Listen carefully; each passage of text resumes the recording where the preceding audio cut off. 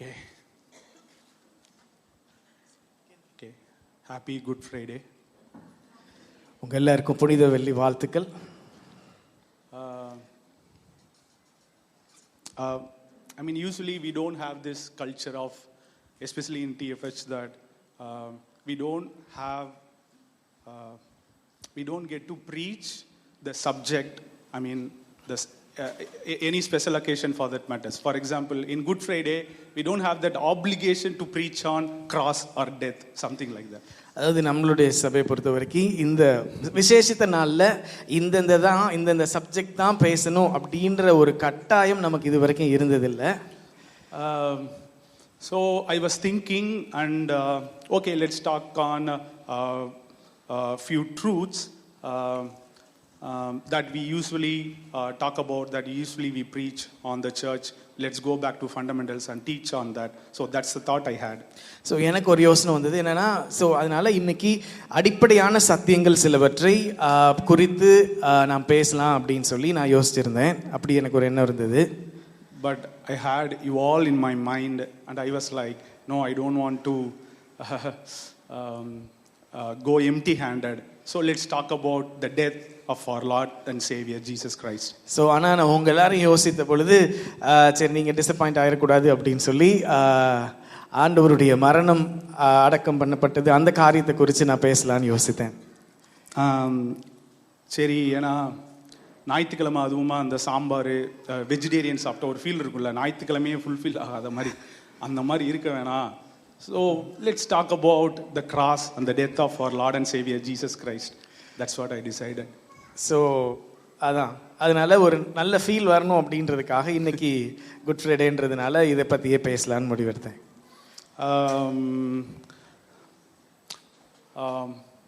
Have you ever asked these questions for yourself?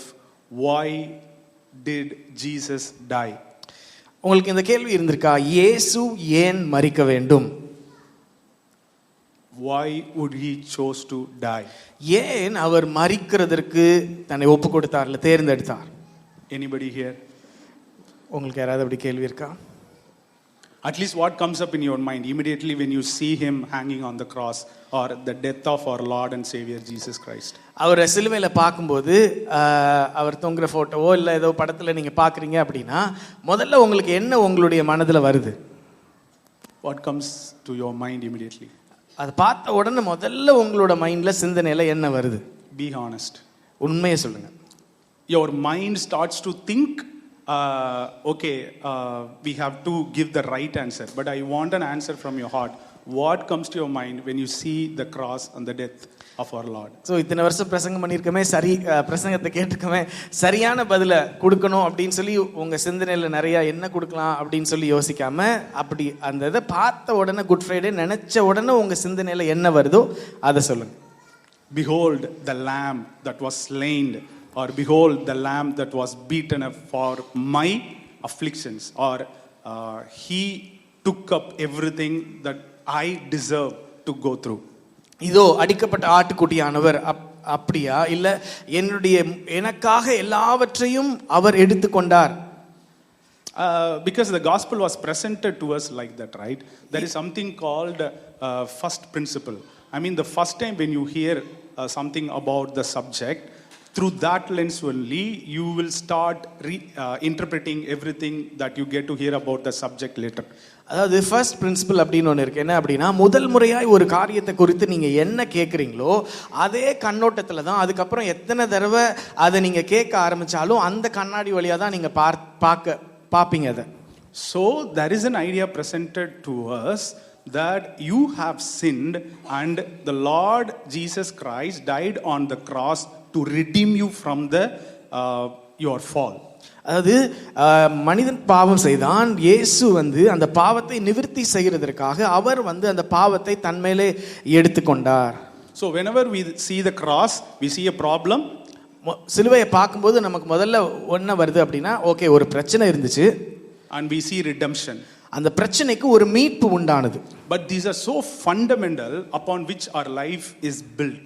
இதுதான் அடிப்படையான காரியம். இதற்கு மேல தான் நம்மளுடைய முழு வாழ்க்கையுமே கட்டப்பட்டிருக்கிறது. So of course we want to go back to these basics again and again and see the heart of God behind. So ஆனால் இந்த காரியத்தில் நம்ம திரும்ப இதில் அவருடைய இருதயம் நம்மளை குறித்து எப்படி இருந்தது அப்படின்றத நாம் புரிந்து கொள்ள வேண்டும்.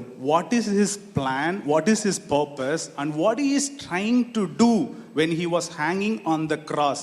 What is his heart for the entire humanity? அதாவது அவருடைய திட்டம் என்ன, அவருடைய நோக்கம் என்ன, அவர் சிலுவையில தொங்கிட்டு இருக்கும் பொழுது அவர் நமக்குன்னு என்ன காரியத்தை அவர் வைத்திருந்தார், ஏன் அப்படி அந்த இடத்திற்கு போனார் அப்படின்ற அவருடைய இருதயத்தை நாம் நன்றாய் அறிந்து கொள்ள வேண்டும். Knowing that is very vital, right? I mean, because that forms the fundamental bed of my belief system upon which my thought pattern keeps running. So இது ரொம்ப முக்கியமாக இருக்குது. ஏன் அப்படின்னா இதுதான் அடிப்படையாக இருக்குது. இதை வச்சு தான் நான் யோசிக்கிற காரியங்கள், என்னுடைய சிந்தனை, நான் கற்பனை பண்ணி பார்க்கிறது எல்லாமே இந்த ஃபவுண்டேஷன்ல இருந்து தான் அது வர ஆரம்பிக்குது. So when the story is presented to you like there is this man who fell, I mean Adam fell, did something, okay, and Jesus is now required to redeem you, the whole picture, I mean, I see is there is a problem and there is a legalistic issue behind and God has to deal with this. So இப்போ அதாவது மனுஷன் ஒருத்தர் இருந்தான், அந்த மனுஷன் பாவம் செஞ்சான், அந்த மனுஷன் பாவம் செஞ்சதுனால அவனுக்கு ஒரு மீட்பு தேவை. ஸோ அந்த மீட்பை உண்டாக்குறதுக்காக இயேசு இந்த உலகத்தில் வந்தார் அப்படின்னு சொல்லி பார்க்கும்போது இது எல்லாமே ஒரு லீகலிஸ்டிக், அதாவது ஒரு சட்ட ரீதியான ஒரு காரியத்திலிருந்து நம்ம பார்க்கிறோம்.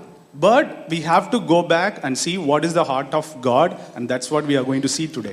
ஆனால் இதற்கு பின்பு தேவனுடைய இருதயம் எப்படி இருந்தது அப்படின்றது தான் நம்ம இன்னைக்கு பார்க்க போகிறோம். On that note, you see the cross and you see the death of our Lord and Savior. That's something, a profound event in the history. அதிலிருந்து நம்ம பார்க்கும் பொழுது இயேசு கிறிஸ்துவனுடைய சிலுவையில் அடிக்கப்பட்டதோ இல்லை அவருடைய மரணமோ அது ஒரு முற்றிலும் ஒரு வித்தியாசமான ஒரு கண்ணோட்டத்தில் அதை பார்க்க முடியும். Why it is considered a profound event in the history? I mean, so many things happened in the history, but what does it has to do with me? அதாவது சரித்திரத்தில் நிறைய காரியங்கள் நடந்திருக்கு இது வரைக்கும் அந்த உலகத்தில். ஆனால் இது ஏன் சரித்திரத்திலேயே ஒரு பெரிய முக்கியத்துவம் வாய்ந்த ஒரு காரியம், என் வாழ்க்கையில் அந்த நடந்த சம்பவம் இணைந்து இருக்கிறது அப்படின்றத நம்ம தெரிந்து கொள்ளணும். We can't just ignore such a profound event which is right before our eyes, seeing the cross and our Lord. We can't just ignore it and go. So சரித்திரத்தில் இப்படி ஒரு முக்கியமான சம்பவம் நடந்திருக்கும் பொழுது ஓகே, மற்ற சரித்திரத்தில் மற்ற சம்பவம் மாதிரி ஏதோ ஒன்று நடந்துச்சு அப்படின்னு சொல்லி இதை இக்னோர் பண்ணிட்டு நம்ம போயிட முடியாது. The next question comes up to our mind is, what does it have to do with me? So அடுத்த கேள்வி என்ன அப்படின்னா, இது சிலுவையில் அவர் மரித்ததுனால எனக்கு என்ன நடந்தது, எனக்கும் இந்த சம்பவத்துக்கும் என்ன சம்பந்தம், எந்த விதத்தில் என்னால் ரிலேட் பண்ண முடியுது, எந்த விதத்தில் சம்பந்தப்படுத்திக்க முடியுது. These are the questions that comes, and it is a very vital which you should go back and sit and meditate on it. So இதெல்லாம் தான் கேள்வி. ஸோ இந்த காரியங்கள்லாம் நீங்கள் குறித்து உட்கார்ந்து யோசித்து தியானம் பண்ண வேண்டும். On that note, we would be seeing few important stuffs. What is God's plan right from the day one? What is his heart for the humanity? What is his plan? And how the death of our Lord and Savior fit into his plan and purpose for the ascension of human. அதாவது தேவன் இந்த உலகம் ஆரம்பிக்கிறதுக்கு முன்னாடியிலிருந்தே அவர் நம்மளை குறித்து என்ன திட்டம் வைத்திருக்கிறார், என்ன திட்டம் வைத்திருந்தார், அதனால அவர் இந்த உலகத்தில் வாழ்ந்து மரித்ததுனால என்ன அதனால நடந்தது அப்படின்றத நம்ம அறிந்து கொள்ளணும். So in the beginning, okay, in the beginning, ஆதியிலே there was God. தேவன் இருந்தார். So when we mean God, what we mean actually, தேவன் அப்படின்னு நம்ம சொல்லும் பொழுது, தேவன் இருந்தார்னு சொல்லும் பொழுது நம்ம எதை யோசிக்கிறோம், எதை நம்ம சொல்றோம்? Trinity, okay, திருத்துவம் அங்க பார்க்கிறோம். ஏன்டா அடிக்கடி எது பேசினாலும் நீங்கள் அங்கேயே போயிடுறீங்க, அன்னைக்கு காலையில் 6 மணி இருக்கும் அப்படின்னு எது எடுத்தாலும் ட்ரினிட்டிக்கு போயிடுறீங்க அப்படின்னு கேட்கலாம். But the reason we wanted to lay this foundation again and again is it's very important for you to know the heart of God and the character of God. எப்போ எடுத்தாலும் நம்ம எது சொன்னாலும் நம்ம வந்து ஸ்டார்டிங் பாயிண்ட் திரும்ப தேவன் இருந்தார், ஆதியில தேவன் இருந்தார் திரும்ப திரும்ப போறது. ஏன் அப்படின்னு சொன்னா அங்க இருந்துதான் தேவனுடைய இருதயம் என்னவா இருந்தது அப்படின்னு, மனிதனை குறித்த தேவனுடைய திட்டம் என்னவா இருந்தது அப்படின்றத அங்க போனாதான் நம்ம அதை பார்க்கவே முடியும். So in the beginning there was God, and whenever we mean God we mean Trinity, Father, Son and Holy Spirit. So ஆதியிலே தேவன் இருந்தார், திருத்துவம் இருந்தது, பிதா குமாரன் பரிசுத்த ஆவியானவர் அங்க இருந்தாங்க. There has never been a time where the Son was not a son without the Father, and Father was not a father without the Son. அதாவது எந்த ஒரு காலகட்டத்திலையுமே பிதா இல்லாம குமாரன் இல்ல, குமாரன் இல்லாம பிதா இல்ல, இவங்க 3 பேரும் ஒன்றாகவே இருந்தார்கள். They were living in an unbound joy. Such an vibrant life they are living, which we cannot comprehend with our limited knowledge, unless with their light we were able to see that. அதாவது அவங்க எப்படி இருந்தாங்க, அவங்களுக்குள்ள எவ்வளோ சந்தோஷமா இருந்தாங்க, எவ்வளோ அவங்க 3 பேரும் எப்படி இருந்தாங்க அப்படின்றத அவங்க நமக்கு தர்ற வெளிச்சம் இல்லாம நம்மளால அதை புரிந்து கொள்ளவே முடியாது. They are mutually indwelling in each other. ஒருவருக்குள் இருந்தாங்க. Not self-centered but other-centered life. அவர்கள் எப்பொழுதும் தங்களை குறித்தல்ல மற்றவர்களை குறித்தே அப்படின்னு அந்த இதுல இருந்தாங்க. So there was a vibrant life that was there even before they laid a foundation for the universe. So இந்த முழு உலகத்தையும் அண்ட சராசரத்தையும் எல்லாவற்றையும் உருவாக்குகிறதற்கு முன்பதாகவே அவர்களுக்குள்ள இப்படிப்பட்ட ஒரு சந்தோஷம், ஒரு ஐக்கியம், ஒரு ஜீவன் அவர்களுக்குள்ளே இருந்து கொண்டே இருந்தது. So whenever we mean God, we mean he is a relational being. So எப்பொழுதெல்லாம் தேவன் அப்படின்னு சொல்லும் பொழுது ஒரு தனி நபரை சொல்லல, 3 பேர், ஒரு ஐக்கியம், அதை நம்ம சொல்லுகிறோம். And this vibrant life, the joy, the mutual indwelling, that unfathomable love between them has become the bedrock foundation for the reason for creation. அதாவது அவர்களுக்குள்ள இருந்த அந்த ஒருவர் மேல் ஒருவர் இருந்த அன்பு, அவர்களுக்குள் இருந்த அந்த சந்தோஷம், இதுதான் அவர்கள் எல்லாவற்றையும் உண்டாக்குனதற்கு ஒரு அடித்தளமாக இருந்தது. Okay, so the first one, Trinity. Okay, so there is this Trinity, and the relationship between them and the vibrant life on which, that's the bedrock. The relationship that exists between them, the Father, Son and the Holy Spirit, upon which they decided, okay, let's create the universe, or let's have a creation and let them dwell inside our circle. So இந்த திருத்துவம், இந்த ஐக்கியம், இந்த ஒரு சந்தோஷம், இந்த ஒரு ஜீவன், அதெல்லாம் நிரம்பி இருக்கிற அந்த இடத்துல இருந்து அவங்க சொல்றாங்க, நம்ம உண்டாக்குவோம் அப்படின்னு சொல்லி அவர்கள் உண்டாக்குறது எல்லாமே அவர்களுக்குள் இருக்கிறது. Let's create a man so that they can also experience the same life that we are experiencing now. So அவங்க மனிதனை உண்டாக்குனது நோக்கம், நாம் இருக்கிற இந்த சந்தோஷம், நாம் இருக்கிற இந்த ஜீவன், நாம் இருக்கிற இந்த காரியத்தை அவர்களும் அனுபவிக்க வேண்டும் அப்படின்றதற்காக தான் அவர்கள் மனுஷனையே உண்டாக்குறாங்க. So the God's goal for human is to share their life with them, with us. So தேவன் மனிதனை உண்டாக்குனதின் பிரதானமான நோக்கமே தனக்குள் இருக்கிற அந்த ஜீவனை மனிதனும் பெற்றுக்கொள்ள வேண்டும், அவனும் அனுபவிக்க வேண்டும் என்று சொல்லிதான் தேவன் மனிதனை படைத்தார். To experience exactly the same quality of life, relationship, joy, that vibrant life they are experiencing between them. So அவர்களுக்குள்ள அவங்க அனுபவிக்கிற அந்த வைப்ரண்ட் லைஃப், அந்த ஒரு ஐக்கியம், அந்த ஒரு சந்தோஷம், இது எல்லாத்தையும், அந்த ஒரு ஜீவன், இது எல்லாத்தையும் மனுஷனை உண்டாக்கி அவனும் இதே போல தன்னுடைய வாழ்க்கையை அனுபவிக்கணும், என்ஜாய் பண்ணணும் அப்படின்ற நோக்கத்தோட தான் படைச்சார். So God decided to create a man and put him in this circle. So அந்த அவர்களுக்குள் இருக்கிறதுல தான் மனிதனை உண்டாக்கி அதுல மனிதன் இருக்கணும்னு வைத்தார். So we have Father, Son, Holy Spirit. We have the circle, and God wants, please bear with my drawing skill. So they decided to create a man and put them in midst of them to experience the life they are experiencing now. So இந்த பார்த்தீங்கன்னா பிதா, குமாரன், பரிசுத்த ஆவியானவர், father, son and holy spirit, அவங்களுக்கு மத்தியில் அவங்களுக்குள்ள தான் மனிதனை உண்டாக்கி அந்த ஜீவனை மனிதன் அனுபவிக்கணும், அந்த ஒரு வைப்ரண்ட் லைஃப் அதை மனிதன் அனுபவிக்கணும்னு சொல்லி அவர் மனிதனை உண்டாக்கி அங்கே வைத்தார். So in simple terms, we call the life that they are experiencing, we call divine dance or perichoresis. Okay, so they want to share that life with us. So அந்த தெய்வீக நடனம் பெரிகோரோசிஸ் அப்படின்னு சொல்றாங்கல்ல ஏர்லி ஃபாதர், ஸோ அதை நாம் அனுபவிக்கணுன்றதான் தேவனுடைய திட்டமாக இருந்தது. So we have this Trinity, and we have this that God decided to create a man and put him inside the circle, and they decided that the man that they are going to create, or the creation, has to actively take part in the life they are having now. So அவர்களுடைய பிரதானமான எண்ணம் எப்படி இருந்துச்சுன்னா, மனிதனும் இதே காரியத்தில் பங்கெடுக்க வேண்டும். நம்ம பங்கெடுக்கிற என்னென்னத்தெல்லாம் நம்ம பங்கெடுத்திருக்கிறோமோ அதில் மனுஷனும் பங்கெடுக்க வேண்டும் அப்படின்றது அவர்களுடைய நோக்கமாக இருந்தது. So the second point, ascension. ரெண்டாவது பரமேறுகிறது. I mean, we have a problem here, because whenever we mean ascension, immediately our mind thinks of our Lord being resurrected from the dead.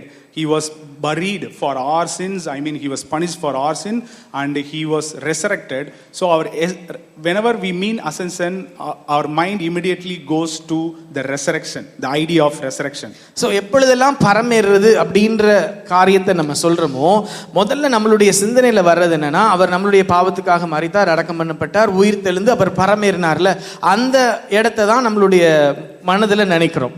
ஏன்னா தமிழ்ல பரமேறினார் அப்படின்னு இருக்குல்ல, இப்ப பரமேறினார்னா எத்தனை பேருக்கு அடாப்ஷன்றது ஞாபகம் வருது? பரமேறினார் அப்படின்னு சொல்லும் போது நமக்கு இமிடியேட்டா என்ன ஞாபகத்துக்கு வரும்னா, எனக்காக மரித்து, என் பாவத்துக்காக மரித்து பிதாவானவர் அவரை உயிர் தலை செய்யும் பொழுது அப்ப பரமேறினார் அப்படிங்கிற ஐடியா தான் நமக்கு பிரசன்ட் பண்ணியிருக்காங்க. அந்த லென்ஸை வச்சு தான் நம்ம டிரான்ஸ்லேட் பண்ணிட்டே இருக்கோம். அதுதான் நான் முதலையும் சொன்னேன். Sorry now. So that's what I've been keep telling, that whatever has been presented to us initially, the way the gospel was presented to us, with that lens only we started interpreting everything. And whenever we mean ascension, our mind immediately thinks the Lord died for our sin and he was resurrected. But actually, what does it mean? I mean, in other word, to put it in other word, we call this adoption. Okay, adoption. Lord decided to adopt us and put us in the circle of all circles. அதாவது Ascension அப்படின்னு சொல்லும்போது நமக்கு adoption ஞாபகம் வர்றதில்லை. ஆனால் இதற்கு இன்னொரு பதம் இருக்கு, என்னன்னா அடாப்ஷன். ஆண்டவர் அவருடைய அந்த சர்க்கிளில் அவர் நம்மளை வைக்கிறது, அதுதான் அடாப்ஷன். Put Ephesians 1:4 and 5. எபேசியர் 1:4-5 போடுங்களேன். These passages are known passages. At least every now and then you keep hearing, I mean, from the teaching and preaching, because we almost touch on these subjects every time we preach. So, just as he chose us in him before the foundation of the world, that we should be holy and without blame before him in love. Okay, having predestined us to adoption as sons by Jesus Christ to himself according to the good pleasure of his will. தமக்கு முன்பாக நாம் அன்பில் பரிசுத்தம் உள்ளவர்களும் குற்றமில்லாதவர்களுமாய் இருப்பதற்கு அவர் உலக தோற்றத்திற்கு முன்னே கிறிஸ்துவுக்குள் நம்மை தெரிந்து கொண்டபடியே பிரியமானவருக்குள் தாம் நமக்கு தந்தருளின நம்முடைய மகிமையின்கு புகழ்ச்சியாக தம்முடைய தயவுள்ள சித்தத்தின்படி நம்மை இயேசு கிறிஸ்து மூலமாய் தமக்கு சுவிகார புத்திரராகும்படி முன்குறித்திருக்கிறார். என்ன முக்கியமான விஷயம்லாம் இங்க நோட் பண்ணணும்? What are the important points that we have to note here? He chose us even before the foundation of the world. உலக தோற்றத்திற்கு முன்னே அவர் நம்மை தெரிந்து கொண்டார். ஓகே, அப்புறம் தமிழ்ல பேசணும்னு இதுக்காக உட்காந்து தமிழ் பைபிள்லாம் படிச்சுட்டு வந்தேன். இங்கே வந்து மாத்திட்டாங்க. தயவுள்ள சித்தத்தின்படி அப்படின்னு இருக்கு. ஐ மீன், he predestined according to the pleasure of his will. Say with me, predestined. அவருடைய தீர்மானத்தின்படி. அவருடைய தீர்மானத்தின்படி. அவருடைய தீர்மானம் என்னவா? What was his predestination? What is his purpose? To adopt us. இந்த purpose அவருக்கு எப்ப இருந்ததா? ஐ மீன், இந்த தீர்மானம் அவருக்கு எப்ப இருந்ததா? உலக தோற்றத்திற்கு முன்னே. உலக தோற்றத்திற்கு முன்பாகவே. So we have to understand that the incarnation of the Son of God, Jesus Christ, is not a plan B or accidental stuff that God had to come up with when Adam failed. அதாவது ஆதாம் விழுந்த பொழுது ஐயோ ஆதாம் விழுந்துட்டான் இப்போ என்ன பண்றது அப்படின்னு சொல்லி அவர் மனிதனாய் இந்த உலகத்துல வந்து வார்த்தை மாம்சமாகவில்லை. அவர் உலக தோற்றத்திற்கு முன்பதாகவே அதை அவர் தெரிந்து வைத்திருக்கிறார். I mean, we can just sit on this statement alone and we can think the whole day. Like, I mean, the plan of Jesus Christ becoming a man, word becoming flesh, is not a plan B. That is the plan from the day one, because he had us in mind to adopt us according to the pleasure of his will.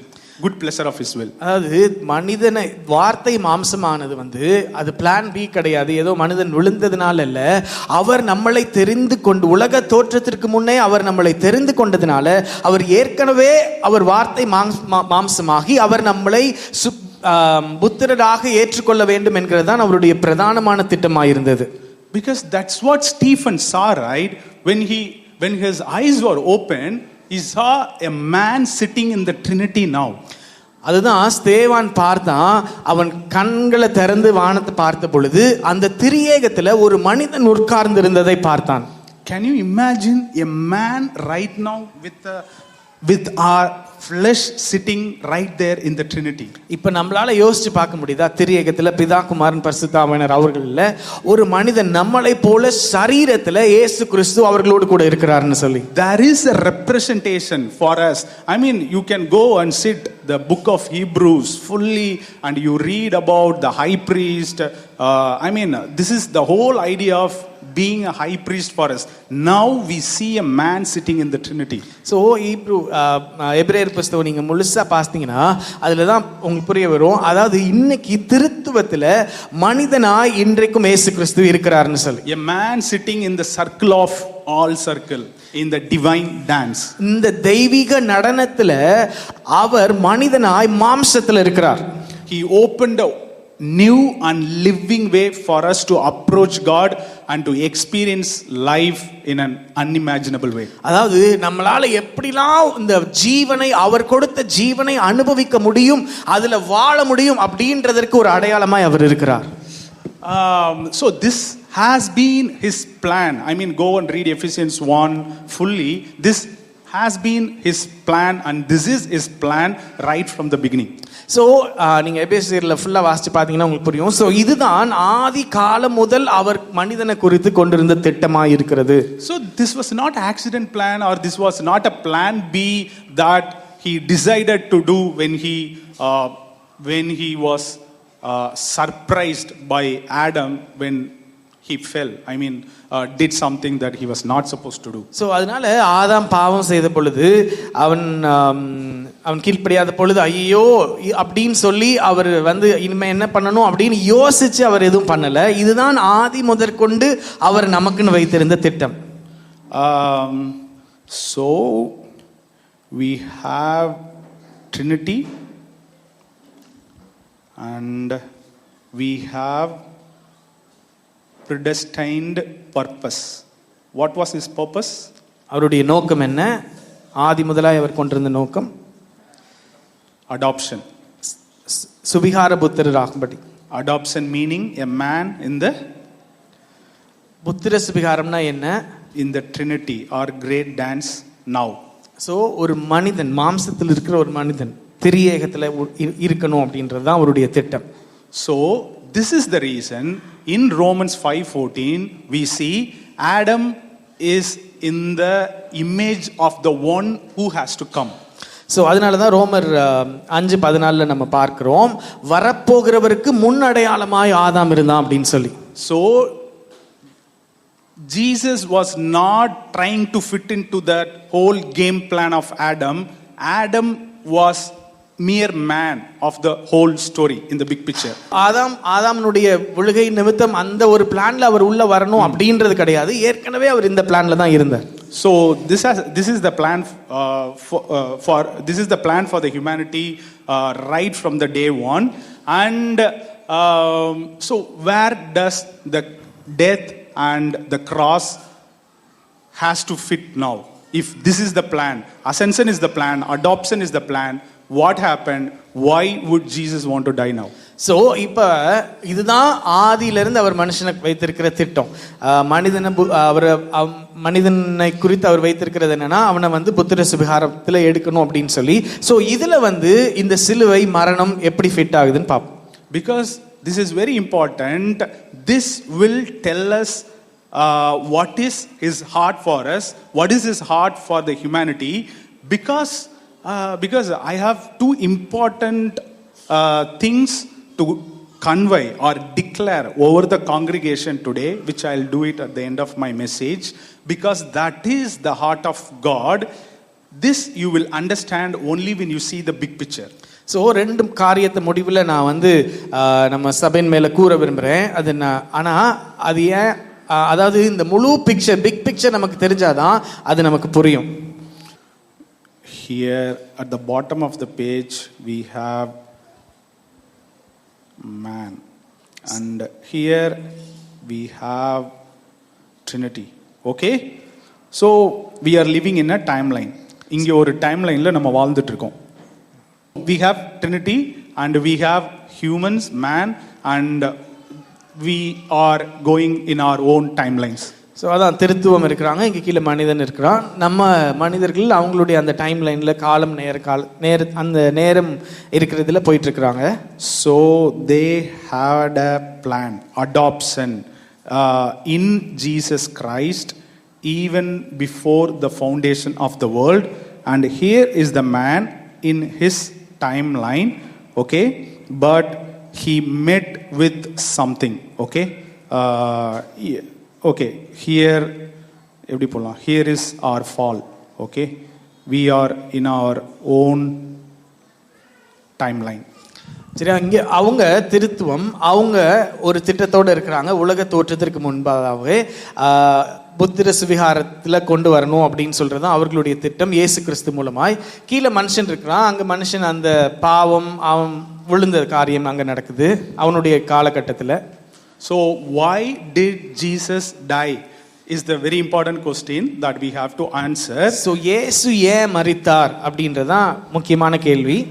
Because the man fell into the sin. மனிதன் பாவத்தில் விழுந்துட்டான். And his whole idea of God and his whole idea of God about himself, about life, everything is completely screwed up. அவன் பாவத்தில் விழுந்ததுனால தேவனை குறித்த பார்வை, தேவனை குறித்த எண்ணம் எல்லாமே தப்பாயிடுச்சு. இப்ப even if you now put him into the circle of all circle, he won't be able to enjoy it. So இப்ப அவனை அந்த திரியேக நடனத்துல எங்க வச்சாலுமே, எந்த இடத்துல வச்சாலுமே அவனால அதை அனுபவிக்க முடியாது, என்ஜாய் பண்ண முடியாது. So now the whole plan of Son of Man incarnating, becoming flesh and adopting the man into Trinity is riddled with pain, tears and agony. So இந்த முழு திட்டமுமே இப்போ எப்படி ஆயிடுச்சுன்னா, வழியில வேதனையில கஷ்டத்தில் இருக்கிற மாதிரி ஆயிடுச்சு. Because Adam's choice, we fell into the sin, and the plan of adoption. இப்போ இது ரெண்டு டைம்லைனை பார்த்துக்கோங்க. When this plan comes and meets, word became flesh. Okay, Jesus, man. Okay, we met. Word became flesh and he has to go through that everything we have to go through.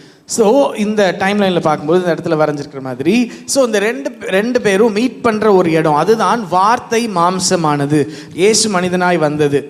So right from the beginning, what was the plan? Adoption. Okay, but now the same plan is still intact, and God decided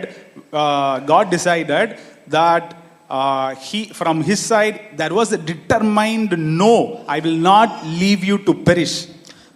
so அவருடைய திட்டம் என்ன? புத்திர சுவிகாரம், அதுதான் அவருடைய திட்டம். So அதனால உன்னை நான் அலுவல விட மாட்டேன் அப்படின்ற முடிவோடு அவர் இருந்தார். So he was right on with his plan to adopt, but his plan is now is riddled with pain, tear and agony because of our choice. ஆனால் அந்த திட்டம் இப்ப நம்மளுடைய தீர்மானத்தினால, மனுஷன் எடுத்த தீர்மானத்தினால இப்ப வழியிலையும் வேதனையிலும் கஷ்டத்திலையும் அவர்கள் போய்கொண்டே இருக்கிறார்கள். But when we chose something that is not with the plan of God's heart, தேவனுடைய இருதயத்துல இல்லாத இன்னொரு காரியத்தை நம்ம தேர்ந்தெடுத்ததுனால, there was a determined no from God. He is shouting from the belly of his heart, telling, no, I will not leave you to perish. So அவருடைய அந்த தீர்மானத்துல எடுத்த பின்பும் அவர் அங்கிருந்து சொல்றது என்னன்னா, கண்டிப்பா உன்னையே நான் இதுல அழிய விட மாட்டேன். So that's the promise he has been giving right to Adam, Abraham, Moses and everyone. No matter what, I'll come after you and I will ensure that I will put you into my life circle, and that is my plan, and I will do it. So அதனால தான் ஆதாம்ல இருந்து Abraham, மோசே, இப்படி ஒவ்வொருத்தர்ட்டையா அவர் சொல்லிட்டே இருக்கிறார், நான் உன்னை விட்டு விலகுவதும் இல்லை, உன்னை கைவிட மாட்டேன், உன்னை அழிவே விட மாட்டேன் அப்படின்னு சொல்லி கொஞ்சம் கொஞ்சமா அவர் தன்னுடைய காரியத்தை அவர் புரிய வைத்துக் கொண்டே வந்தார் மனுஷனுக்கு. So the whole covenant, okay, be it old covenant or new covenant, any covenant is all about God telling us, no, I will not leave you to perish. So பழைய உடன்படிக்கையா இருந்தாலும் சரி, புதிய உடன்படிக்கையா இருந்தாலும் சரி, தேவன் மனிதனோடு உடன்படிக்கை பண்ணி அவர் சொல்ல விரும்பின காரியம், ஒன்னு நான் நித்திய அழிவுல உன்னை விட மாட்டேன். So I want to drive an important thing here. Covenant is for convince our heart. So தேவன் பழைய உடன்படிக்கைனாலும் சரி, புதிய உடன்படிக்கை ஏன் உடன்படிக்கை செய்தார் அப்படின்னா, நாம் புரிந்து கொள்ள வேண்டும் அப்படின்றதற்காக நம்மோடு கூட அவர் உடன்படிக்கை ஏற்படுத்தினார். Covenant is given to convince our heart. Have you read Hebrews, Colossians, right? He purged our conscience. Through new covenant, he is trying to convince our heart. So உடன்படிக்கை, இந்த புதிய உடன்படிக்கைலாம் ஏன் நமக்கு கொடுத்திருக்கிறார் அப்படின்னா, நாம் அந்த உடன்படிக்கை மேல நம்பிக்கை வச்சு நிச்சயமா கடவுள் நம்மளை கைவிட மாட்டார்னு நம்மளுடைய இருதயத்தை புரிய வைக்கிறதுக்காக அவர் உடன்படிக்கையை உண்டாக்கினார். So he has been giving the promises right from the page 1. It is all about Jesus. So அதனால தான் ஆரம்பத்திலிருந்து ஒவ்வொரு வாக்குத்தத்தமா இயேசுவை குறித்த வாக்குத்தத்தம் வந்து கொண்டே இருக்குது, தீர்க்க தரிசனமா வந்துட்டே இருக்குது. And in Colossians 2 we read, all those things are shadow, but the substance is of Christ. அதனால தான் பழைய ஏற்பாட்டில் சொல்லப்பட்டதெல்லாம் நிழலாட்டமா இருக்கிறது, நிஜம் இயேசு கிறிஸ்துவா இருக்கிறார். Because from God's end, right from the beginning, he knew the Son of Man would become flesh and I will adopt them. They will be my sons and daughters in my own life circle. So அதனால தான் அவர் அதில் ஏன் திரும்ப திரும்ப அந்த வாக்குத்தத்தங்கள், உடன்படிக்கை இது எல்லாம் அப்படின்னா, அவருடைய இடத்திலிருந்து நான் மனிதனை மீட்டு கொள்ளுவேன், மனிதன் அவர் வார்த்தை மாம்சமாகி நாம் இவர்களை புத்திர சுவிகாரத்தில் கொண்டு வருவோம் அப்படின்றது அவருடைய திட்டமா இருந்தது. So I want to declare this upon everyone here and who is also watching on the live. There is a definite no from God. Okay, no matter how messy your life looks or what choices you made, I don't care. I know God, I know his heart. From there I am telling, God will change. His plan and purpose upon your life is still intact and he will ensure that you go there. So இங்கே இருக்கிறவங்களுக்கு சொல்கிறேன், நேரலையில் பார்த்துட்டு இருக்கிறவங்களுக்கு சொல்கிறேன், தேவன் உங்களை குறித்த ஒரு நோக்கம், ஒரு திட்டம் ஒன்று வைத்திருக்கிறார். அதிலிருந்து அவர் மாறவே மாட்டார். He is a redemptive genius. அவர் மறுசீரமைக்கிறதுல அவர் திறமை உள்ளவர். So in the process of his genius work comes the death of our Lord and Savior Jesus Christ. So அந்த மறுசீரமைக்கிறதுல தான் அவருடைய மரணம் அடக்கம் பண்ணப்பட்டதெல்லாம் வருகிறது. That's when I understand, oh, okay, for this reason only they are calling it Good Friday. அப்பதான் எனக்கு புரிய வந்துச்சு, ஓ இதனால தான் இதை புனித வெள்ளி அப்படின்னு சொல்றாங்கன்னு சொல்லி. So you all know 1 Corinthians 11, right? What is the subject, important subject in 1 Corinthians 11? 1 கொரிந்தியர் 11 என்ன இம்பார்ட்டன்ட் சப்ஜெக்ட் உங்களுக்கு தெரியும் தானே? Communion. Okay? When Paul talks about communion, he said something which actually led me to think upon it, because he said, by this we are declaring the death of our Lord Jesus. So 1 கொரிந்தியர் 11 இதிலே நாம் அவருடைய மரணத்தை தெரிவிக்கிறோம் அப்படின்னு ஒரு அந்த வார்த்தை போட்டிருக்கு. I was questioning, like I had a question, like technically we should be declaring his resurrection, right? Why on earth we should be declaring his death? So நம்ம உயிர்த்தெழுதல் தானே தெரிவிக்கணும், ஏன் அவருடைய மரணத்தை தெரிவிக்கிறோம் அப்படின்னு சொல்லி எனக்கு ஒரு கேள்வி வந்தது. Anybody like me had this question? யாருக்காவது இந்த மாதிரி கேள்வி வந்துச்சா? We should be technically declaring about his resurrection, right? Because if anyone is in Christ, he is a new creation. In his resurrection, we all made a new creation. Technically, we are supposed to declare about his resurrection. Why would we want to declare about his death now? So நம்ம அவருடைய உயிர்த்தெழுதல்னாலே நம்ம புது சிருஷ்டியா இருக்கிறோம். So புது சிருஷ்டியா இருக்கிறதுனால அவருடைய உயிர்த்தெழுதலை தான் நம்ம தெரிவிக்கணுமே ஒழிய, ஏன் இந்த இடத்துல வசனம் சொல்லுது அவர் வருவானமும் அவருடைய மரணத்தை தெரிவிக்கிறோம் அப்படின்னு சொல்லி. And in 1 Corinthians 3 or 2 Corinthians 3, I don't remember, Paul says, I'll preach only this, him and him crucified. நான் கிறிஸ்துவையும் கிறிஸ்து மரித்ததை அதையே நான் சொல்லுகிறேன், பிரசங்கம் பண்றேன் அப்படின்னு கொரிந்தியர்ல 3 சொல்லியிருக்கிறார். So what's so special about the cross? What's so special about him crucified? அவர் சிலுவையில் அறையப்பட்டதுல என்ன விசேஷம் இருக்கிறது? This led me to think upon it, and that's when I stumbled upon looking at the cross. Cross is the place of healing for our soul. அப்ப நான் பார்க்கும்போது நான் பார்த்த ஒரு காரியம், அந்த சிலுவை தான் நம்மளுடைய ஆத்மாவிலே ஒரு சுகத்தை உண்டாக்குகிறது. So as we discussed, we have the plan of Trinity, okay, adoption. So புத்திர சுவிகாரம், அதுதான் திரியத்தினுடைய தீர்மானம் நம்மளை குறித்து. And we are here riddled with the pain of sin, death. So இங்கே மனிதன் இருக்கிறான், பாவம் மரணம் அதில் மாட்டிட்டு.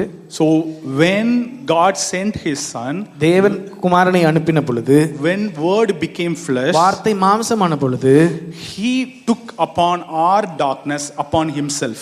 அந்த நம்மேல் இருந்த அந்த இருளை அவர் தன்மேலே அவர் எடுத்துக்கொண்டார். The same adoption plan. அந்த புத்திர சுவிகாரம் தான் இப்பொழுதும் அவருடைய திட்டமாக இருக்கிறது. From God's side there is a definite no matter what choice you made, my plan to adopt you is in progress, is well intact, and I am going to do that. So he is now riddled with a pain because of our choice. அதாவது தேவனுடைய திட்டத்திலிருந்து நீங்க என்ன மோசமான தீர்மானம் எடுத்தாலும், எப்படி என்ன காரியம் செய்தாலும், அவருடைய திட்டத்திலிருந்து அவர் மாறாதவராக இருக்கிறார். ஆனால் நாம் எடுத்த தீர்மானத்தின் நிமித்தம் பாடுகள் எல்லாம் போயிட்டு இருக்கு. So now the whole human soul is marred with pain, agony, sadness, sorrow. We are not able to see God, and we have been crying in the deep places from our heart, my God, why have you forsaken me? So மனிதன் எடுத்த தீர்மானத்தின் நிமித்தமா அவன் இப்போ வியாதியிலையும் வேதனையிலையும் பாவத்திலையும் கஷ்டத்திலையும் அப்படி ஒரு வேதனையில இருந்து அந்த இடத்துல இருந்து என் தேவனை ஏன் என்னை கைவிட்டீர் அப்படின்ற ஒரு இடத்துலயே மனிதன் இருந்துட்டு இருக்கிறான்.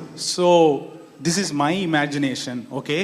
So God is now in the cross junction with his plan of adoption, but here is a human with marred soul.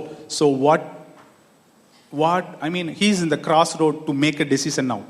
So அதாவது இப்போ ஆண்டவர், நான் அப்படி யோசிக்கிறேன், ஆண்டவர் ஒரு கிராஸ் ரோட்ல இருக்கிற மாதிரி.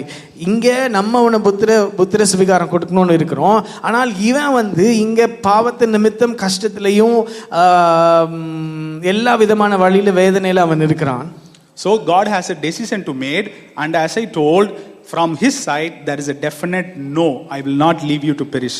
ஸோ அந்த இடத்துல இருந்து ஆனாலும் நான் ஆரம்பத்தில் சொன்ன மாதிரி அவர் ஒரு தீர்மானம் எடுக்கிறார். என்ன அப்படின்னா, நான் மனிதனை இப்படியே விட போவது கிடையாது அப்படின்னு சொல்லி. So the word chose to become flesh.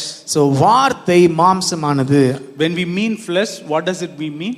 நம்ம மாம்சமானார் அப்படின்னு சொல்லும் பொழுது நம்ம எதை சொல்றோம்? The Greek word for flesh is sarx. Okay, he took up on the darkness, or he entered into our world. அதாவது அவர் மாம்சமானார் அப்படின்னு சொல்லும் பொழுது நம்மளுடைய இருளுக்குள் அவர் பிரவேசித்தார். நமக்கு மேல இருந்த அந்த இருளை அவர் தன் மேலே எடுத்துக்கொண்டார். நம்மளுடைய இருளுக்குள் அவர் பங்கு பெறணுன்றது ஒரு நிர்பந்தம் ஆயிருச்சு அவருக்கு. Because he still decided, I will not leave you to perish. Because of that, the Son of Man has to become flesh. I mean, take part in our darkness to achieve this plan of adoption. So அவருடைய அந்த புத்திர சுவிகாரத்தை அவர் நிறைவேற்றுவதற்காக அவருக்கு வேற வழியே கிடையாது. மனுஷனுடைய இருளுக்குள் அவர் பங்கெடுத்தே ஆக வேண்டும்.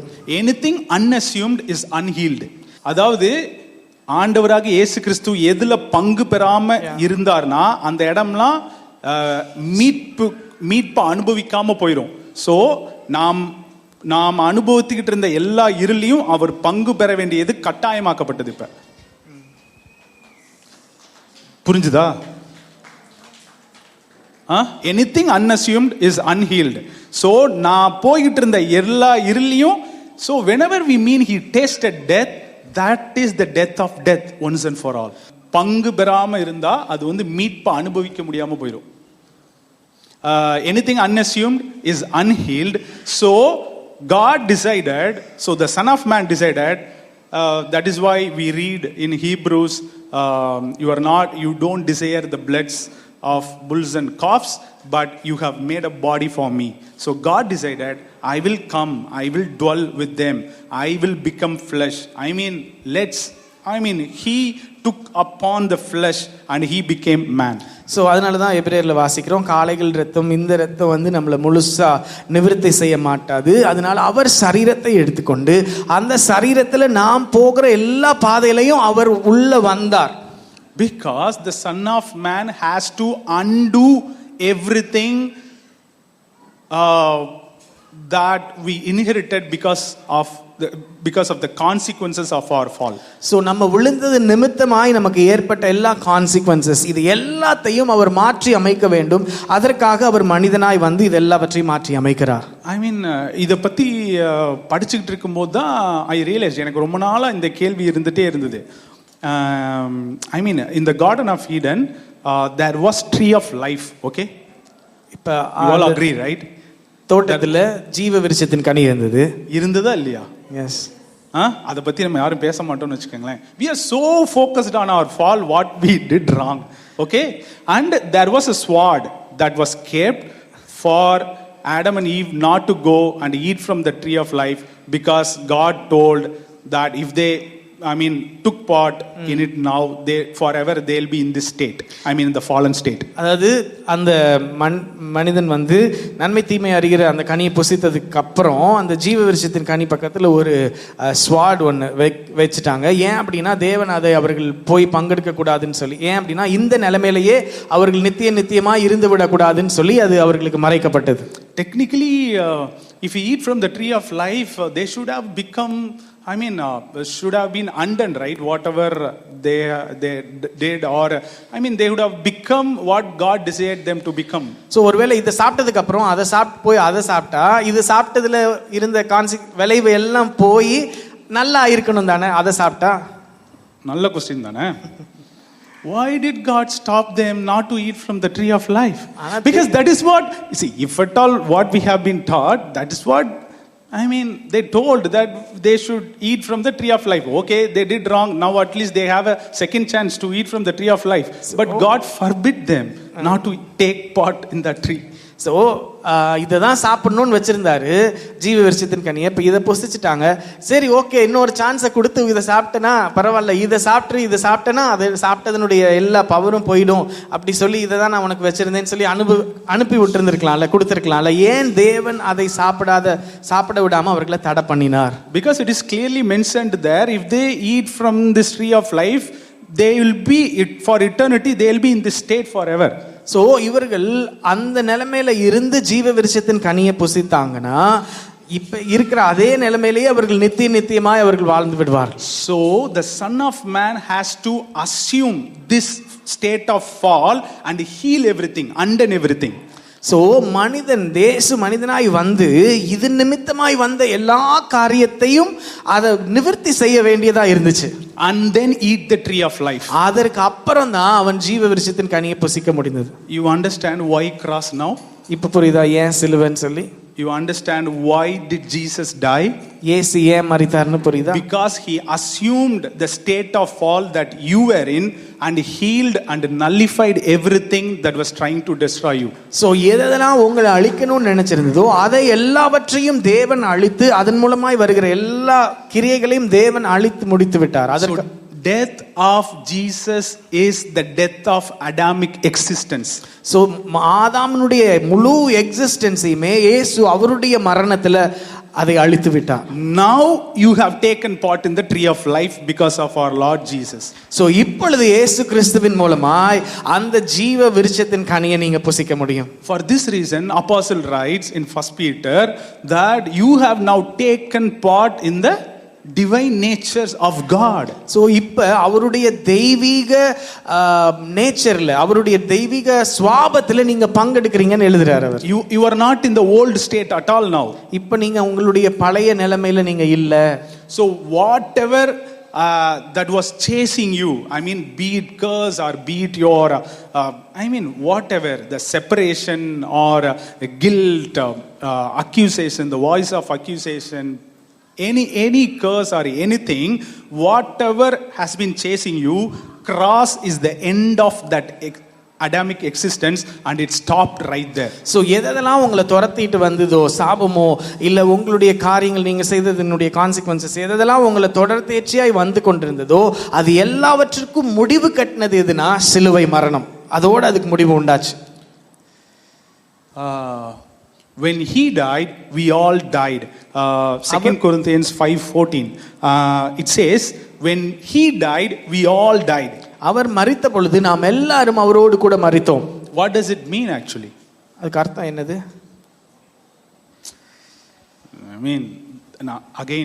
நான் சொன்னது மாதிரி these are the fundamentals upon which our Christian life is built. So we have to sit and think on it and reiterate those things again and again. So what we mean whenever we mean in him we all died. So ஒருவர் மரித்திருக்க நாம் எல்லாரும் அவரோடு கூட மரித்திருக்கிறோம் அப்படின்னு இருக்குல்ல, இதுக்கு அர்த்தம் என்ன? இதெல்லாம் தான் நம்மளுடைய foundation. Anything that scares you in your life because of your bad choice or anything for that matters, anything that is not of God's heart, that is not God's plan for you, but that has been chasing you, has found its death in the death of Jesus Christ. Amen. And that's why we say when he died we also died. So எதெல்லாம் உங்களை பயமுறுத்தினதோ, எதெல்லாம் நீங்க தவறான தீர்மானம் எடுத்து அதெல்லாம் உங்களை பின்தொடர்ந்து உங்களை வந்து கொண்டிருந்த பயமுறுத்தின காரியங்கள் சிலுவை மரணத்துல இயேசு மரித்த பொழுது உங்களுடைய மரணத்தையும் அது அங்கேயே பார்த்துருச்சு. Now the Son of Man has undone everything that Adam did. So Adam செய்த, மனிதன் செய்த எல்லாவற்றையுமே இப்ப அவர் மாற்றி அமைத்து விட்டார். So when he raised a whole new creation for us. So அவர் எழுந்த பொழுது ஒரு புது சிருஷ்டியை உண்டாக்கினார். You're getting what I'm telling? So anything that was chasing you has been put to death once and for all at the death of our Lord and Savior Jesus Christ. So எதெல்லாம் உங்களை துரத்திட்டு வந்ததோ, பின்தொடர்ந்து வந்ததோ, அவருடைய மரணத்துல அதுவும் மரணத்தை கண்டது. So on this day I want to declare two things to upon your life. One is there is a determined no, definite no from God. He will not let you perish. There is an yes. In fact, I want to put it the other way around. There is an yes, definite yes from God for the plans and purpose of your life, and he is a redemptive genius. He will ensure you will be in your inheritances. So தேவன் ஒரு பிரதானமான ஒரு S உங்களுக்கு வைத்திருக்கிறார். என்ன அப்படின்னா, எந்த சூழ்நிலையா இருந்தாலும் அவர் உங்களை சுதந்திரத்தில் வைக்கணும், அவருடைய சுதந்திரத்தில் வைக்கணும்னு வச்சிருக்கிறதுல அவர் மாறாதவர். அவர் நிச்சயமா அதை நிறைவேற்றுவார். And the second thing, his death is the death of Adamic existence, meaning the old nature, or in other ways anything that is trying to destroy you. ரெண்டாவது என்னன்னா, ஆதாமனுடைய காரியம் எதெல்லாம் உங்களை அழிக்கணும்னு வச்சிருந்த காரியங்கள், அழிக்கணும்னு நினைச்ச காரியங்கள் எல்லாமே கிறிஸ்துவின் மரணத்துல மரித்தது. So what happened at the cross? What happened is the cross is we see our Lord hanging on the cross. Okay, he took upon the darkness, or he was in that belly of our fall, crying out, my God, why have you forsaken me? So அதாவது சிலுவையில் அவர் தொங்கிக் கொண்டிருந்த பொழுது என்ன அப்படின்னா, அந்த இருளின் ஆழத்தில், அந்த இருளின் மையத்தில் இருந்து அந்த இருள் அவரை மூடிக்கொண்ட பொழுது மனிதனுடைய அந்த எல்லாருடைய கூக்குரல், என் தேவனே ஏன் என்னை கைவிட்டீர் அப்படின்ற ஒரு இடத்துல அவர் இருந்தார். But he was not without the Holy Spirit and Father there, and they were also very much present with him at the cross. So அந்த இடத்துல அவர் யார் கூட இருந்தார் அப்படின்னா, பிதாவோடும் பரிசுத்த ஆவியானவரும் அவரோடு கூட அந்த இடத்துல இருந்தாங்க. So there in that bottom of the darkness, Holy Spirit proved that lie wrong, and he turned the face of Jesus to see the Father. There he said, I come into your hands, I commend my spirit. So அந்த இடத்துல இருந்து அவர் ஒரு பொய்யை நிமித்தமாக தான் என் தேவனை என் கைவிட்டீர் அப்படின்ற மனிதனுடைய கூக்குரல்ல இருந்து வந்தார். பரிசுத்த ஆவியானவர் அந்த பொய்யை மாற்றி அங்க இருந்து பிதாவை பார்க்க அவருக்கு உதவி செய்தார். அதனாலதான் பிதாவே, என் ஆவியை உம்முடைய கரத்துல ஒப்பு கொடுக்கிறேன் அப்படின்னு சொல்லி அந்த இருளின் ஆழத்துல இருந்து அவர் சொன்னார். You know, right? That is Psalms 22. Okay, சங்கீதம் 22ல பார்க்கிறோம். Actually, I don't want to go there now, because again, if you go back and you hear the foundations teaching, you will get to know more in detail. So when Jesus said, into your hands I commend my spirit, that's when he undone, he reversed everything. The fall of Adamic existence, he reversed everything when he said, into your hands I commend my spirit. So அந்த நொடி பொழுதுல இயேசு சொன்னார்ல சிலுவையில் இருக்கும் பொழுது, பிதாவே என்னுடைய ஆவியை உம்முடைய கரத்துல ஒப்பு கொடுக்கிறேன் அப்படின்னு சொன்ன அந்த நிமிஷத்துல தானே இதுவரைக்கும் இருந்த எல்லா மனிதனுடைய இருந்த எல்லா கோளாறுகளில் எல்லாவற்றையும் அவர் ரிவர்ஸ் பண்ணினார். So the death of Jesus Christ is a no for your destruction. So இயேசு கிறிஸ்துவனுடைய மரணம் என்ன சொல்லுதுன்னா, உன் அழிவுக்கு கிடையாது அப்படின்னு சொல்லுது. நோ சொல்லு. Now the cross and death conveying a message to us. No, we are not separated from God. We are not alone. We are not in darkness. Or God is not far away. You are in union with him, and you are now put in the Trinity to experience the same life God is experiencing now. So அந்த சிலுவை மரணம் என்ன சொல்லுது அப்படின்னா, எந்த சூழ்நிலையிலையும் நீங்க தனியா இல்லை, எந்த ஆழத்திலையும் இருளிலையும் நீங்கள் தனியா இல்லை, உங்களோடு கூட தேவன் இருக்கிறார் அப்படின்ற அந்த முழு நிச்சயத்தை சிலுவை மரணம் நமக்கு கொடுக்கிறது. This is the reason it says, by his stripes you are healed, because he assumed everything, the consequences of the fall, and he healed it completely. So அவருடைய தழும்புகளினாலே, அதனாலதான் அவருடைய தழும்புகளினாலே நாம் சுகமானோம் அப்படின்றது. He put everything that was trying to chase you. Just imagine how Israel was chased by the Egyptian army. He put everything to an end at the cross. So எப்படி அவர் அந்த பார்வோனும் சேனையும் அவன் பின்தொடர்ந்து வந்த பொழுது எல்லாத்தையும் அழித்து போட்டாரோ, அதே போல சிலுவை மரணத்தில் உங்களுக்கு பின்தொடர்ந்து வந்த எல்லாவற்றையும் அவர் அழித்து போட்டார். Have you seen this reels? எப்படி இருக்குன்னா, ஒருத்தர் நிற்பான், இப்படி ஜம்ப் பண்ணி மெத்தையில் விழுந்தோடனே டிரான்சிஷன் ஸ்விம்மிங் பூலில் கீழே குதிப்பான். பார்த்துருக்கீங்களா அந்த ரீல்ஸ்லாம்? ஓகே, பார்த்தது இல்லையா? ஸோ ஓகே, ஒரு இமேஜின் பண்ணிக்கங்க. ஒரு ஆள் இருக்கார், என்ன பண்ணுவானா, இப்படி மெத்தையில் குதிப்பான். குதிச்ச உடனே அடுத்த சீன் டிரான்சிஷன் பார்த்தீங்கன்னா அவன் மெத்தையில் இருக்க மாட்டான், ஸ்விம்மிங் பூல் கீழே குதிப்பான். அந்த மாதிரி okay, cross is the intersection and we have man with fallen state. Here we have Jesus. Okay, he became flesh, he became the son of man. Now he is in the cross. இந்த கிராஸ்க்குள்ள போகும்போது அவர் எதெல்லாம் கொண்டு போனாரோ வெளியே வரும்போது எதையும் கொண்டு வரவில்லை. புரியுதா? He puts everything, the Adamic existence, he puts everything to death. On this side of the cross, you see a whole new creation. So அவர் சிலுவையில் எல்லாவற்றையும் அந்த மனிதனுடைய பாவத்தை நிமித்தமாக வந்து எல்லாவற்றையும் அவர் சிலுவையில் ஏற்றுக்கொண்டு, ஆனால் அவர் சிலுவையிலிருந்து வெளியில் வரும்பொழுது எல்லாத்தையும் திரும்ப எடுத்துகிட்டு வரல. சிலுவையிலிருந்து வரும்பொழுது அவர் புதிய சிருஷ்டியாய் வெளியில் வருகிறார். You have been made a whole new creation. No trace of old things is found in you now. So அதே போல் நீங்களும் புதிய சிருஷ்டியாக இருக்கிறீங்க. அந்த பழசனுடைய காரியம் ஒரு ட்ரேஸ் கூட உங்களிடத்துல கிடையாது. So now is the death of our Lord Jesus Christ and the cross is a good news or a bad news? So இப்போ சொல்லுங்க, அவருடைய சிலுவை மரணம் கெட்ட செய்தியா நல்ல செய்தியா? நேற்று வந்து yesterday I received a message from one of our guys that I mean he used to attend a church, it seems, in his native, and there is this meeting planned for today from morning 9 to till 11 p.m. in the evening. எனக்காக அழாமல் உங்களுக்காகவும் உங்க பிள்ளைங்களுக்காகவும் அழுங்கள். இதுதான் அந்த இன்னைக்கு இருக்கிற மீட்டிங்கோட title. I mean, I was like, from morning 9 a.m. to evening 11 p.m. you guys are going to cry. I want to see your face. Please go there and put your photo. அப்படின்னா சண்டைக்கு வந்துட்டான். So we got it wrong. So நிறைய நேரம் எல்லாத்தையும் தப்பாக புரிஞ்சுக்கிறோம். We got the whole thing upside down. எல்லாவற்றையும் தலைகீழாக புரிஞ்சுக்கிறோம்.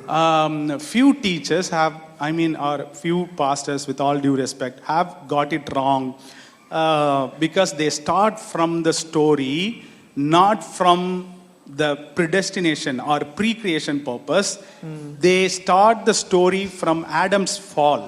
அது என்ன பிரச்சனை அப்படின்னா, எப்பயுமே எதிலிருந்து நம்ம ஆரம்பிக்கிறாங்க அப்படின்னா, மனுஷன் பாவம் செய்தான் விழுந்துட்டான் அப்படின்ற இடத்துல இருந்து ஆரம்பிக்கிறாங்க. ஆனால் யாருமே அதற்கு முன்பதாக தேவன் மனிதனை குறித்து வைத்த பிரதானமான திட்டம் என்ன அப்படின்ற இடத்துல இருந்து ஆரம்பிக்காதனால நிறைய இந்த மாதிரி முழு ஜெபங்கள்லாம் நடந்துட்டு இருக்கு. So we missed to see the heart of God. So இதனால என்ன ஆயிடுதுன்னா, தேவனுடைய இருதயம் மனுஷன் மேல எப்படி இருக்கு அப்படின்றதையே பார்க்க தவறிடுறோம். His heart is that he should live the way exactly he is experiencing life in his circle. எப்படி தேவன் பிதா குமாரன் பரிசுத்த ஆவியானவர் அவர்கள் எப்படி இந்த ஜீவனை இந்த வாழ்க்கையை அனுபவிக்கிறாங்களோ அதே போல நம்மளும் அனுபவிக்க வேண்டும் அப்படின்றது தான் அவர்களுடைய திட்டம், அவர்களுடைய இருதயம். And he was faithful and he fulfilled the promise for the humanity through his son Jesus Christ. So அதில் அவர் உண்மையா இருந்தார். அவருடைய குமாரன் இயேசு கிறிஸ்து மூலமாய் அதை அவர் செய்தும் கொடுத்தார். So we are not waiting for the promise to get fulfilled. We are already in the promise, in the circle of all circles. So அதனால ஏதோ ஒரு காரியம் நடக்கிறதற்காக நாம் காத்து கொண்டு இருக்கவில்லை. ஏற்கனவே அது நடந்து முடிந்து விட்டது. அந்த திரியேக நடனத்துல தான் நம்ம இப்பொழுது இருக்கிறோம். In him all the promises are, அவருக்குள் எல்லா வாக்குத்தத்தங்களும் ஆம் என்றும் ஆமென் என்றும் and amen. Okay, in the like how I illustrated here, when this side of the cross, when Christ was resurrected, ascension, I entered into the land of living. Okay, அது கிறிஸ்து வெளியில உயிர்த்தெழுந்து வெளியில வந்த பொழுது அவரோடு கூட ஜீவனுள்ளோர் தேசத்திலே நாமும் பங்கெடுக்கிறோம். Now only I was able to understand few verses, especially in Hebrews 12. It says, the spirit of just men made perfect. Now you have come to Mount Zion, surrounded with a cloud of witnesses, innumerable company of angels, and the spirit men just men made perfect. I mean, even the spirit of just men had to wait for this act, for Jesus to undo everything so that they would also become perfect. அதாவது எபிரேயர்ல வாசிக்கிற நிறைய காரியங்கள் இப்பொழுதுதான் புரியுது. நாம் இப்பொழுது இந்த மலைக்கு வந்திருக்கிறோம். இது நிமித்தம் இப்பொழுதுதான் இயேசு உயிர்த்தெழுந்ததுக்கு அப்புறம் தான் எல்லாருமே பெர்ஃபெக்டா ஆயிருக்கிறோம் அப்படின்ற காரியங்கள் எல்லாமே. I mean, one thing that was really shocked to me is reading Hebrews 11, you talk about heroes of faith, you talk about Abraham, Moses, and everyone, Enoch, everyone was there. And at the end of the 11th chapter, it says they all saw the promise from the distance. So எபிரேயர் 11ல பார்க்குறோம், எல்லா Hebrews of faith எல்லாரும் இருக்கு, அவர்கள் எல்லாரும் வாக்கு தத்தத்தை தூரத்துல தான் பார்த்தாங்கன்னு இருக்கு. What? I mean, they did awesome things for Israel, for the entire, for the entire kingdom of God. They are like heroes of faith, but they saw the promise from the distance. அவர்கள் எல்லாருமே விசுவாசத்தின் வீரர்களா இருந்தார்கள், ஆனாலும் அவர்கள் வாக்குத்தத்தத்தை அவர்கள் பெறவில்லை, அவர்கள் வாக்குத்தத்தத்தை தூரத்துல இருந்து தான் பார்த்தாங்க. But we have the privilege that we are in the promise and we are in the land of living now. ஆனால் அந்த வாக்குத்தத்தத்தை பெற்றிருக்கிற சந்ததியாய் நாம் இருக்கிறோம். இப்பொழுது நாம் அதை அனுபவிக்கிறவர்களாய் இருக்கிறோம். ஜீவனுள்ளோர் தேசத்திலே பங்கு கிடைக்க பண்ணினார். இப்ப ஜீவனுள்ளோர் தேசத்திலே பங்குள்ளவர்களாய் இருக்கிறீர்கள். In Colossians 2 I read, we are become alive forever. அவரோடு கூட நித்தியமாய் இருக்கிறதற்கு ஜீவனுள்ளவர்களாய் இருக்கும்படிக்கு உங்களை எப்படி வச்சிருக்காருன்னா, you have become alive forever now. So that's the reality, that's the truth about you, and this is the message I want to share. So இதுதான் நிஜமா இருக்கிறது, இதுதான் உங்களை குறித்த நிஜமா இருக்கிறது. So this is the message I want to share, that there is a definite no from God, a determined no from God. No matter how messy your life looks, His plan and purpose is still intact, and He will ensure you will inherit what you have as an inheritance for you. So தேவனிடத்திலிருந்து ஒரு definite no என்ன அப்படின்னா, உன்னை தனியாக விட மாட்டார். தேவன் என்ன உன் வாழ்க்கையில் அவர் உங்களை வைத்திருந்தாரோ, ஆதி முதற்கொண்டு அவர் வைத்திருந்த திட்டம், அதை நிச்சயமாய் அவர் நிறைவேற்றுவார். So His death and His cross is the death of your old nature, old Adamic existence. So அவருடைய மரணம், அவர் அடக்கம் பண்ணினது, அது என்ன காண்பிக்கிறதுனால் உங்களுடைய அந்த ஆதாமனுடைய பழைய காரியங்கள், அது எல்லாவற்றிற்கும் ஒரு முடிவு உண்டானது. So whatever you think that chasing after you has found its death in the death of our Lord and Savior Jesus Christ. எதெல்லாம் உங்களை துரத்திட்டு வந்ததோ, உங்களை பின்னாடி வந்துட்டே இருந்ததோ, அது எல்லாமே கிறிஸ்துவினுடைய மரணத்திலே மரணத்தை கண்டது. Now you are in the land of living. So இப்பொழுது நீங்கள் ஜீவனுள்ளோருடைய தேசத்திலே நீங்கள் இருக்கிறீர்கள். Now you are actively involved or in the dance. You are actively participating in the great dance. So இப்பொழுது அந்த திரியேக நடனத்துல நீங்க பங்கெடுத்து கொண்டு இருக்கிறீங்க. Okay, let's all stand. எல்லாரும் எழுந்து நிற்கலாம். I was praying today morning and I felt Holy Spirit wants to give you tight hug to everyone. So இன்னைக்கு காலையில் நான் ஜெபம் பண்ணிட்டு இருந்தப்ப நான் உணர்ந்த ஆவியில் உணர்ந்த காரியம், பரிசுத்த ஆவியானவர் உங்களுக்கு ஒரு அரவணைப்பை அவர் கொடுக்க விரும்புகிறார். Everybody close your eyes. எல்லாரும் கண்களை மூடுங்க. And I want to pray especially for people who have been struggling with accusing voice or accusation. I mean, you have been trying but you are not able to put this accusation stop. You can't halt this voice. You have been keep hearing this. So உங்களுக்கு குறித்து தொடர்ந்தேர்ச்சியா உங்களையே accuse பண்ற வார்த்தைகளை கேட்டுட்டே இருக்கிறீங்க. அப்படிப்பட்டவர்களுக்காக நான் ஜெபிக்க விரும்புகிறேன் இந்த காலை நேரத்தில். தொடர்ந்தேர்ச்சியா உங்களையே நீங்க குற்றப்படுத்தி கொண்டே இருக்கிறீங்க. ஒரு சத்தம் அப்படி கேட்டுட்டே இருக்கு, உங்களை குற்றப்படுத்துகிற சத்தம். I mean, it's keep on telling you are not able to feel how pure you are. உங்களால நீங்க எவ்வளவு பரிசுத்தமா இருக்கிறீங்க, எவ்வளவு சுத்தமா இருக்கிறீங்க அப்படின்றதையே உங்களால உணர முடியாதபடி இந்த வார்த்தை தொடர்ந்து உங்களை குற்றப்படுத்தி கொண்டே இருக்கிறது. When I mean accusing voice, I didn't actually mean that you did something and you have been hearing that accusing voice. I also meant the voice of shame, the voice of lack, or anything that is troubling you. அதாவது நான் அப்படி சொல்லும் பொழுது ஏதோ நீங்கள் ஒரு காரியம் செஞ்சீங்க அது நிமித்தமாக அந்த சத்தம் உங்களுக்கு கேட்டுகிட்டே இருக்குது, அது மாத்திரம் இல்லை, தொடர்த்தேர்ச்சியாக உங்களை குறித்ததான ஒரு வெட்கம், இல்லை உங்களுக்கு இருக்கிற குறைவை நினைத்து உங்களையே தாழ்வு மனப்பான்மை, இப்படி ஒரு சத்தம் உங்களை குறித்து கேள்விப்பட்டுட்டே இருக்கிறது. You will have an encounter today with the Holy Spirit. இன்றைக்கு தேவனோடு கூட பரிசுத்த ஆவியானவரோடு கூட உங்களுக்கு ஒரு சந்திப்பு ஏற்படும். I am telling you, you have no idea about this Lord Holy Spirit. So பரிசுத்த ஆவியானவரை அவரை குறித்து உங்களுக்கு இன்னும் முழுசா தெரியல. Again, religion has given a completely wrong picture about himself. So மதம், கிறிஸ்தவ மதம் பரிசுத்த ஆவியானவரை குறித்து ஒரு தப்பான பிக்சரை தான் கொடுத்து வச்சிருக்கு. திரும்ப He will make the fatherhood of God real to you. தகப்பனை குறித்த அந்த காரியத்தை உங்கள் வாழ்க்கையில நிஜமாக்குவார் அவர். He is the one who wants to convict you of your righteousness and the position you have in the Godhead now. அவர் நீதியை குறித்தும் நீங்க தேவன் பேர்ல எந்த இடத்துல இருக்கிறீங்க, தேவனுக்கு முன்னாடி எப்படி இருக்கிறீங்க அப்படின்றத குறித்து அவர் உங்களுக்கு உணர்த்துவார். And I'm seeing in the spirit now, Holy Spirit holding people's hand. Like Israelites, they are outside their inheritances, completely afraid, having doubts, having insecurities. I see Holy Spirit is taking them by hand and entering into their inheritances.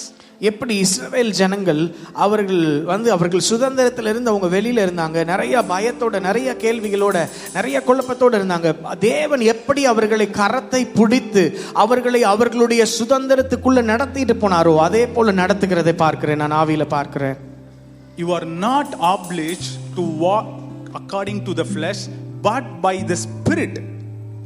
அதாவது நீங்க இப்ப மாம்சத்துல நடக்கணும்னு உங்களுக்கு ஒரு அவசியம் இல்லை, ஏன்னா பரிசுத்த ஆவியானவர் உங்களுக்குள்ள இருக்கிறதுனால அவர் உங்களை நடத்தி செல்வார்.